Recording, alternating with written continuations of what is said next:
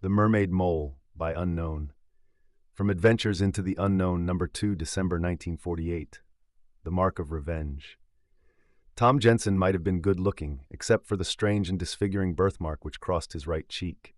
It was a prominent mole, which, oddly enough, was shaped in the exact form of a mermaid. He was sensitive about it and resented the vicious derision which Steve Miller constantly threw his way. Finally, one morning, when Miller attempted to fasten the nickname Mermaid upon his victim in front of a large group of people, he learned that he had gone too far. Jensen lost his temper, and Miller absorbed a savage beating. Steve Miller never forgave his conqueror, and his hatred for him grew. The one thing he wanted was to get even.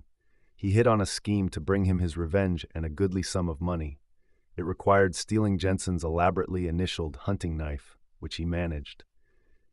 Then, one night, he stole to the cottage where Rick Andrews, an elderly and wealthy recluse, dwelt alone. There was none to hear the old man's shriek, none to observe the flight of the thief and murderer. Tom Jensen stood trial for the crime. To the evidence of his knife was added Miller's testimony that he had seen him stealing away from the old Andrews home and that he had fled upon being hailed. The proof seemed clear. He was convicted and sentenced to hang. It took 2 policemen to hold him as he tried to spring upon Miller. As he was being led away, he turned, his face a mask of hate, his mermaid mole livid. "You're not getting away with this, Miller," he choked. "No matter what happens, I'm going to get you for it."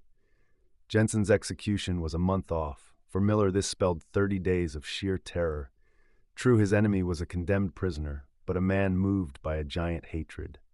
Supposing he escaped? The panic-laden hours crawled by slowly, but finally the fatal day dawned. Jensen was to be hanged at 8 that evening, and as Miller watched the clock tick away the final moments, a growing exultation seized him. 7:37:37:58 o'clock! An exuberant yell burst from Miller's lips. He was free at last, free of danger, free of the man he hated, free to spend the money he had stolen from old Andrews. He stamped joyously about the bedroom of the large hotel in which he had installed himself for safety until Jensen was executed, then paused. What was that knocking at the door? He threw the door open, squinting into the shadowy corridor. He couldn't make out the features of the man who stood in the gloom. Then suddenly his eyes widened. "No!" he shrieked. "Keep out!" His voice trailed off in a gurgle as steel-like fingers fastened about his throat in a death-like grip. Next day, the papers carried 2 big news stories. One told of the execution of Tom Jensen, which had taken place on schedule at 8 o'clock the night before. The other reported the mysterious death at 8:15 of Steve Miller. His murderer, the report said, had with strange facility eluded a group of hotel guests who had been drawn to the scene by the victim's screams. They weren't able to provide the police with a detailed description of the man, but all agreed on one point.